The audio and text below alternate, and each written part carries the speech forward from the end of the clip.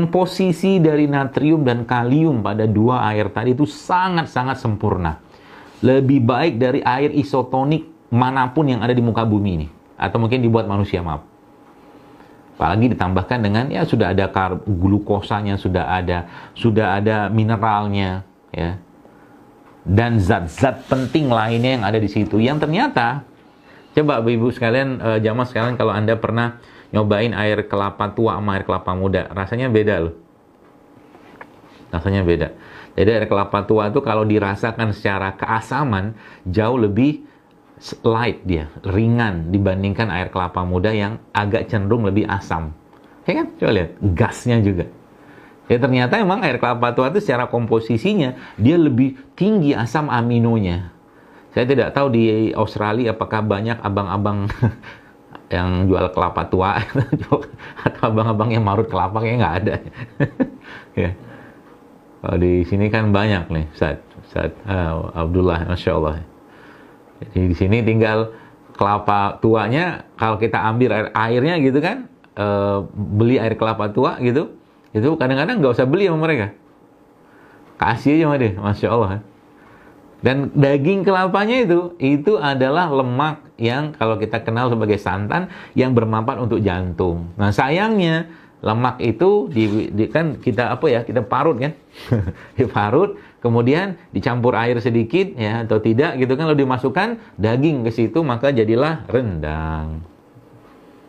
Tambah dengan bumbu kan, padahal seandainya nih, kalau kita minum santannya doang, Masya Allah, sekalian, santan itu lemaknya sangat baik buat jantung kita. Santan ya. Jadi kalau Anda minum, ya mungkin kopi-kopi atau apa gitu, sekarang beberapa sudah mulai itu. Susunya pakai susu santan, coconut milk, gitu ya. Masya Allah. Ini kan pupuk nih. Tadi kan kita bahas tentang air ya. Ini nyambung sama itunya, pupuknya gitu kan. Jadi Masya Allah ya. Itu baru bicara santannya doang gitu kan, bicara air terbaik gitu kan. Jadi air kelapa itu dengan komposisi natriumnya yang sangat-sangat seimbang dengan kalium, bahkan kecenderungannya kaliumnya lebih tinggi, sehingga memang air kelapa adalah air yang sangat baik untuk menurunkan tekanan darah ya, menurunkan tekanan darah, terutama air kelapa yang muda. Jadi kalau udah tua kan lebih tinggi asam aminonya. Ya, maka asam amino ini adalah bahan baku pembuat gen. Jadi mungkin yang sudah usianya ya 45 tahun atau 50 tahun ke atas ya, sudah merasa tua lah. Atau mungkin ubannya sudah agak banyak misalkan gitu kan. Nah, saatnya kita minum air kelapa tua. Boleh nggak minum air kelapa muda? Ya boleh sih.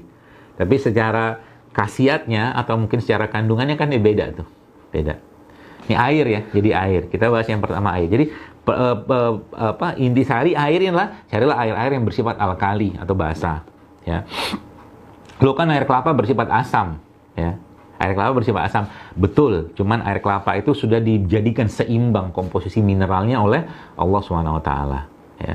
Maka kalau saya pribadi, kalau air mineral biasanya saya lebih memilih minimal pH-nya netral ya. Kalau bisa cari yang air yang pH-nya basah atau alkali, atau dia juga mengandung yang lain-lain lah ya, bukan air yang dibuang mineralnya. Itu yang pertama. Yang kedua, kalau kita bicara tentang pupuknya kan tanah tadi tuh.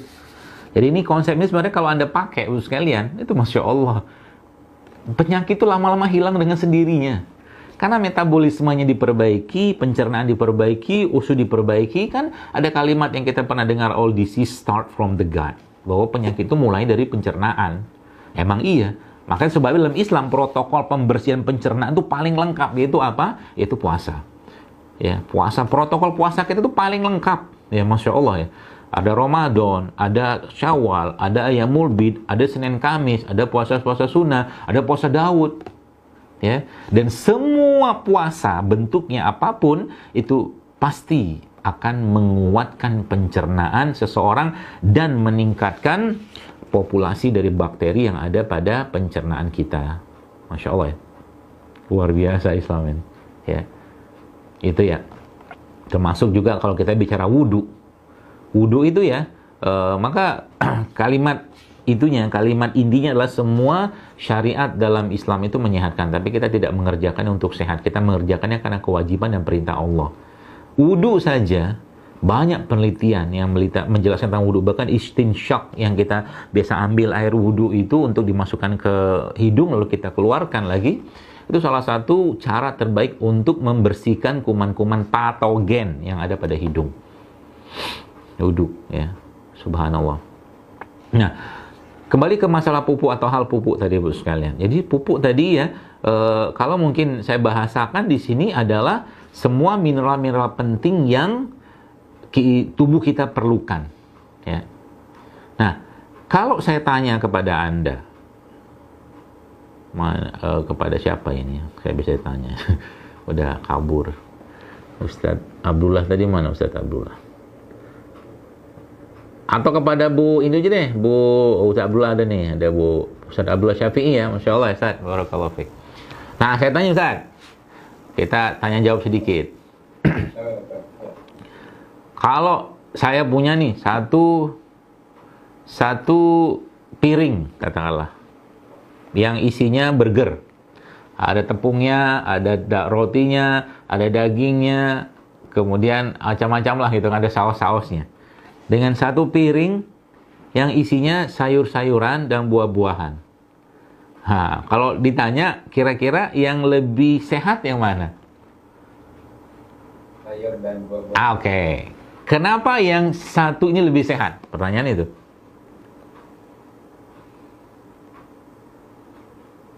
Belum diolah, murni maksudnya. Nah, oke, apa lagi? Ya, kandungan dalam buah, sayur, banyak vitaminnya dan proteinnya. Siapa lagi? Satu lagi, San? Ada lagi ya? Ada lagi satu.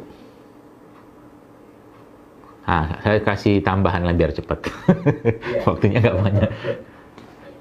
Jadi dia bisa seperti itu atau bisa memberikan atau kita sebut sehat tadi karena memang salah satunya tidak banyak bahan-bahan kimia sintetik di dalam bahan tadi. Anda bayangkan Ustaz. Ya, pernahkah Anda nyoba? Ya, saya nggak tahu ya di Australia ya. Tapi saya pernah nyoba di sini. Saya membeli burger, salah satu burger di sini yang burger tadi itu saya tinggalkan di atas meja di rumah selama 1 hari, 2 hari, 3 hari, 4 hari sampai akhirnya kurang lebih sekitar 2 pekan lah, 14 hari. Itu burger tadi masih utuh aja, lalat nggak ada, apa-apa nggak ada di situ, jamur juga nggak ada. Bahkan saya pernah melihat itu ada yang nyimpen sampai 2 tahun gitu kan. Anda bayangkan. Ternyata burger itu lalat aja, jamurnya nggak datang ke situ sekarang. Anda bayangkan. Jadi itulah yang dimakan oleh banyak orang zaman sekarang. Sehingga apa? Tubuhnya kelabakan. Jadi kalau ditanya, orang yang maaf kena autoimun ya, cek apa yang dia makan tiap hari. Kemudian cek lagi kira-kira nih orang tuanya dulu sebelum menikah, ya sebelum menikah apa yang mereka konsumsi. Biasanya ada kaitan semua itu.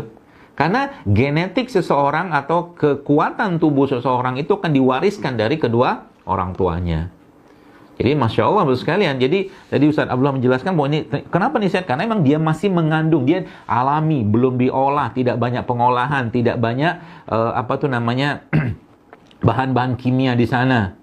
Ya. Apalagi kalau ada kata lanjutannya lagi yang dan diambil ditanam oleh orang-orang yang soleh. Nah, itu lebih dahsyat lagi tuh. Makanya kalau kita bicara pangan itu ceritanya bukan di yang kita hadapi saja, tapi di hulunya. Siapa yang nanam? Yang nanam ini baca bismillah nggak gitu loh.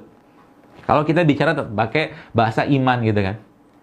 Saya kemarin sempat mau mampir ke sebuah toko judulnya organik, tapi saya batal gitu. Saya nggak jadi makan di situ. Kenapa saya nggak jadi makan? Karena yang punyanya ternyata bukan orang Islam. Ya, sebaik-baiknya orang tadi, ya, makanya mungkin tidak masalah, nggak ada yang haram di situ. Tapi saya, ya sebaik-baiknya dia, tetap aja dia nggak baca syahadat gitu, maksud saya gitu. Ya ini bukan bicara ras ya, bukan bicara tentang sarah, bukan, tapi lebih bicara tentang kita bahasa iman. Karena orang Yahudi pun begitu. Yahudi itu sekalian, dia lebih memilih orang-orang Yahudi yang menjual sesuatu, gitu kan? Walak baroknya jalan di mereka. Nah, kita nggak bahas itu sekarang. Kita akan bahas pupuk tadi aja. Ya. Jadi, Masya Allah ya.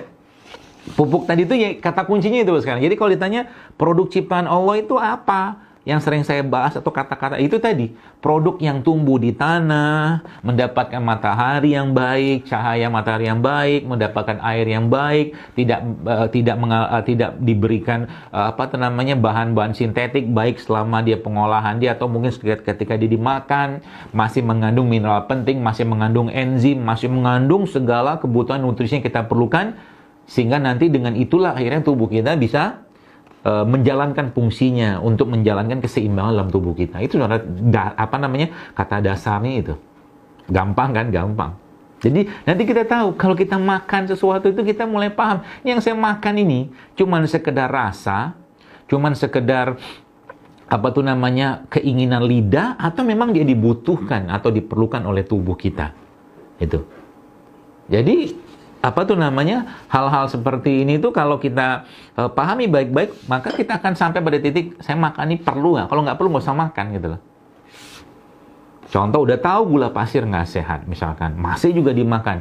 Ya, saya nggak tahu nyebutnya apa itu. Mungkin ada yang protes kalau disebut dengan zolim. Ya kalau lama-lama kan akhirnya kan muncul penyakit, katakanlah penyakit-penyakit degeneratif. Ya, namanya zolim, namanya sama badan. Nggak menjaga amanah badan. Ya. Jadi kalau ditanya misalkan, berarti buah yang terbaik itu misalkan kalau kita bicara pada tingkat kebaikannya ya, maka jawabannya apa? Jawabannya buah yang terbaik itu buah yang ditanam oleh seorang muslim, dia baca bismillah gitu kan, kemudian dipetik dengan zikrullah segala macam gitu kan, terus nanti kapan waktu makan terbaik buah itu saat buah itu sudah matang, baru dipetik dari pohonnya kita makan. Masalahnya kan nggak ada buah kayak begitu. Ya, kita belum dapat buah kayak begitu sekalian. Ya, sehingga apa? Sehingga ya udah buah terbaik itu apa? Buah yang kita mungkin beli di pasar atau beli toko yang masih utuh, masih belum terbuka, gitu kan? Karena Allah menciptakan buah-buahan tadi dengan kulitnya sebagai pelindungnya. Kulitnya sebagai pelindungnya. Nah, pelindungnya itulah yang menjaga isi di dalamnya. Itu sebabnya kenapa asam amino. Saya kadang-kadang mikir gitu, oh Masya Allah, ini mungkin rahasianya kenapa kelapa itu dilindungi sekali oleh Allah dengan sabuknya, dengan batoknya, dengan dagingnya. Karena memang air kelapa itu berharganya luar biasa, Bapak sekalian. Kandungan, Anda buka aja penelitian, banyak sekali tuh riset-riset tentang coconut water, baik yang young coconut water atau mature coconut water, air kelapa tua sama kelapa muda. Banyak sekali risetnya.